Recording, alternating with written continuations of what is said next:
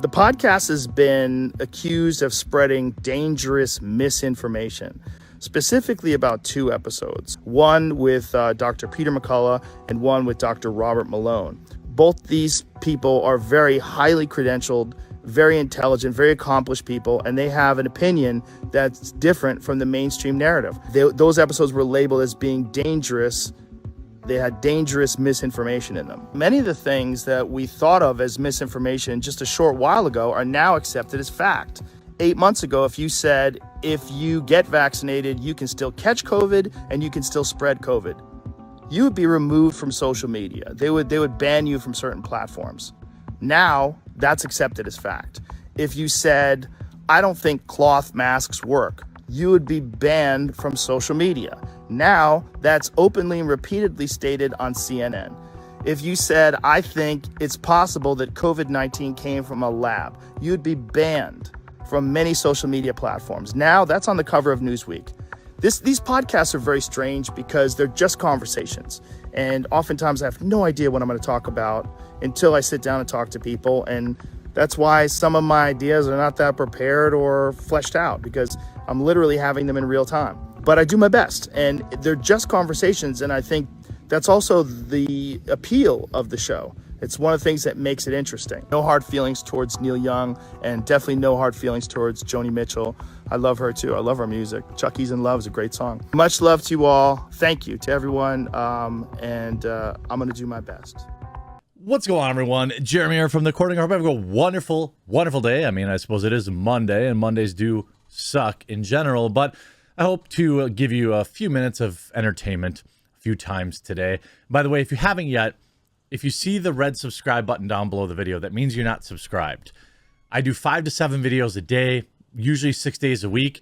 It's very difficult to find them on YouTube, and I would greatly appreciate it if you subscribed. I know it's a pain, but I do really appreciate it.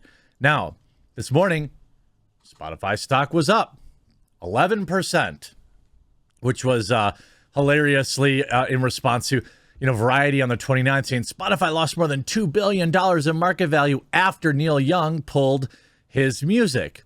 Well, here's the height, right, of where he pulled it. The stock is actually higher now than it was before Neil Young said anything. That's how you know really a lot of this has very little to do with these controversies. Like with Netflix, it's down 100 billion, right? Is it just because they commit to woke programming? No. The biggest reason is they had a huge market correction because they pulled ahead during the lockdowns. But it's all part of it, and it's fun to think that we have that much power, but certainly Wall Street has a lot more power than we probably do. Then last night, Sunday night, I think, or at least this is when it was getting reported, Joe Rogan backlash widens, but the economics continue to back Joe Rogan.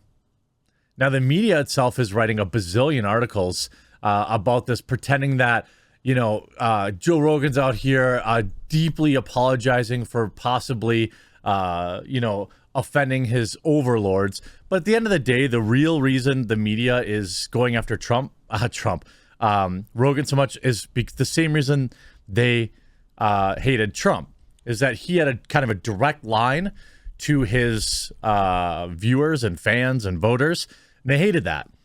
They couldn't kind of filter everything through the mainstream media. People could see exactly what he was saying via his widely popular Twitter account. The same thing is true for Joe Rogan. The mainstream media hates that he has this direct connection with his fans that, again, supersedes any kind of influence that the mainstream media has. But you saw last night, Spotify responds after Joni Mitchell, and others joined Neil Young to demand the platform remove their content. Spotify broke its silence Sunday and announced slight changes to policies around content concerning the COOF after facing a week of criticism for allowing its creators, particularly Joe Rogan, to speak freely.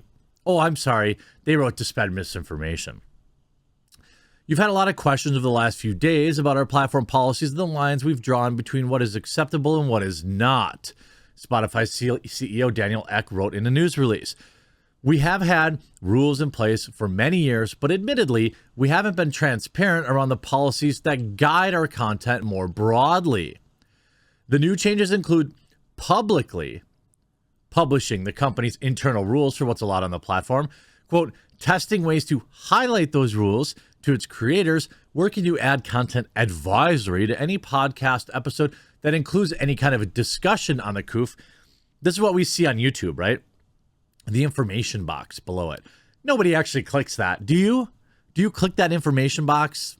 Nah, we already know what it says. We could just turn on CNN. I mean, right? We know what it says. We don't need YouTube to link us to it.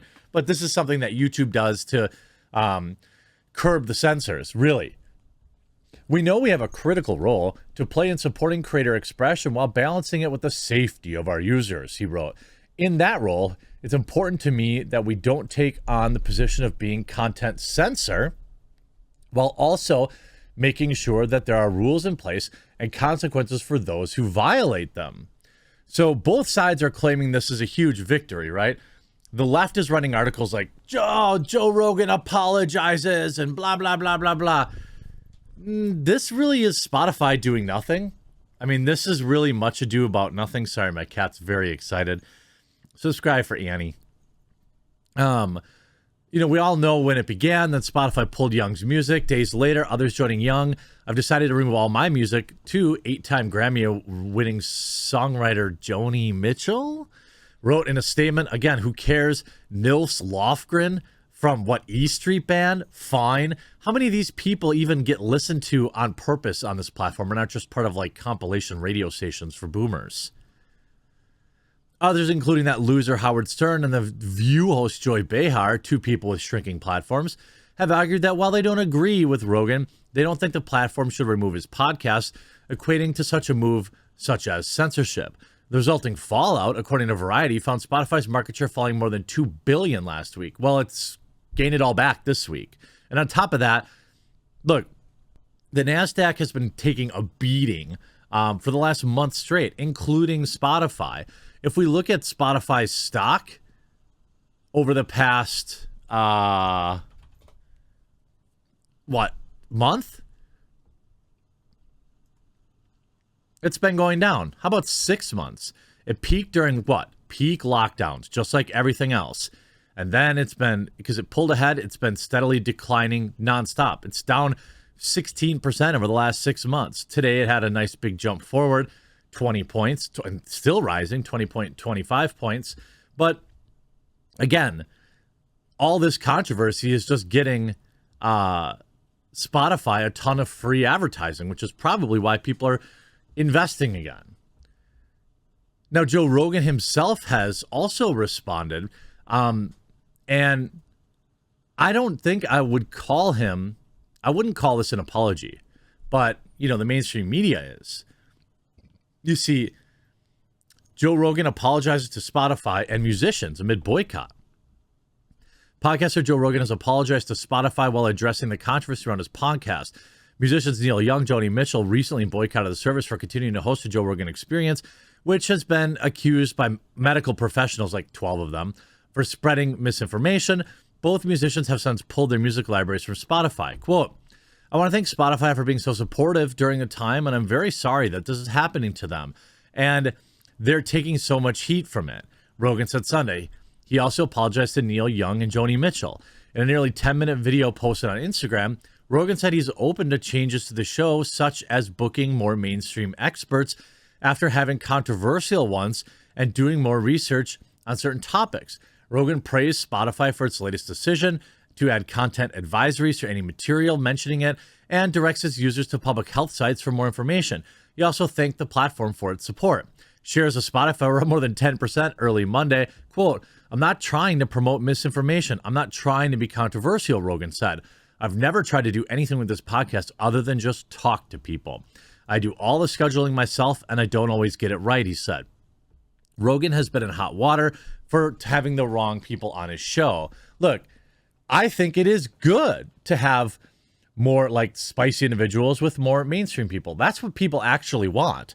They don't just want that echo chamber. Yes, there are people that seek it out, but those would be the conversations. Like Sanjay Gupta, I would love if more people like him went on the show. Now, oh my God, Sony just bought Bungie? What? the great video game wars are on, aren't they? So, you know, I don't want only people who, you know, are on the fringe. I want mainstream people on there, and I would like them talking to people who are on the fringe and coming to some sort of agreement. You know, this is like, again, why did Joe Rogan have Dr. Malone on? Well, because he had just been, in a very high-profile manner, deplatformed from Twitter and other platforms, I think. At least Twitter for sure. That's why he was on. He was important at that time, relevant at that time. Dr. Jordan Peterson. Why does he have him on? Because he's relevant. I mean, you don't think that Joe Rogan would have some sort of leftist on? Of course he would. He had that Australian news guy on there, right? And he even let the guy correct him on things. So this whole narrative that, like, Joe Rogan is taking an L here is hilarious. He's saying the right thing. You know, honestly, do you think he would care? Do you think he would care if he got booted from Spotify? He would take the vast majority of his money and all 11 million of his listeners with him wherever he went. He could go, first of all, he could go immediately right back to YouTube, okay, while he built his own media company or something along those lines. It's a weird thing that these people, you know, these pro-censorship people, it's like they think everyone's dumb. Here's why I think they think that. They expect their viewers, and I'm talking CNN and mainstream media and stuff like that, they expect their viewers to listen and believe everything they say, right? That's not what Joe Rogan expects of his viewers. And that's where the disconnect is. I don't think Joe Rogan expects anybody to just listen to his podcast and then assume that's the truth. That's really never been his position. And he's been open about, like, I don't know why people listen to me, blah, blah, blah, blah, blah.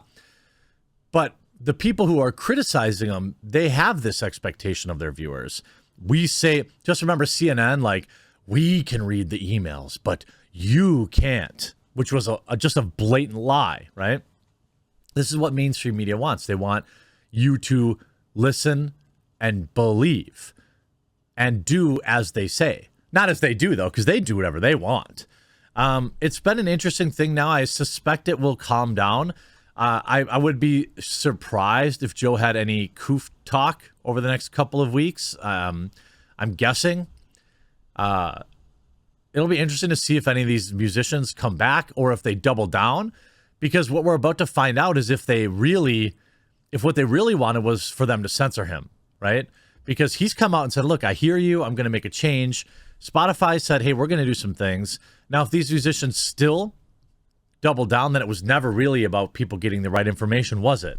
And I think we all know how this is going to turn out. Before you leave, if you made it this far, please do click that red subscribe button down below. I would greatly appreciate it. I know you might have to create an account or whatever, but I'm pushing hard in January here to build up the percentage of people that watch my videos who are subscribed. If you're watching on, BitChute, Rumble, Odyssey, subscribe there as well. I hope you enjoyed this video. We'll talk to you again real soon.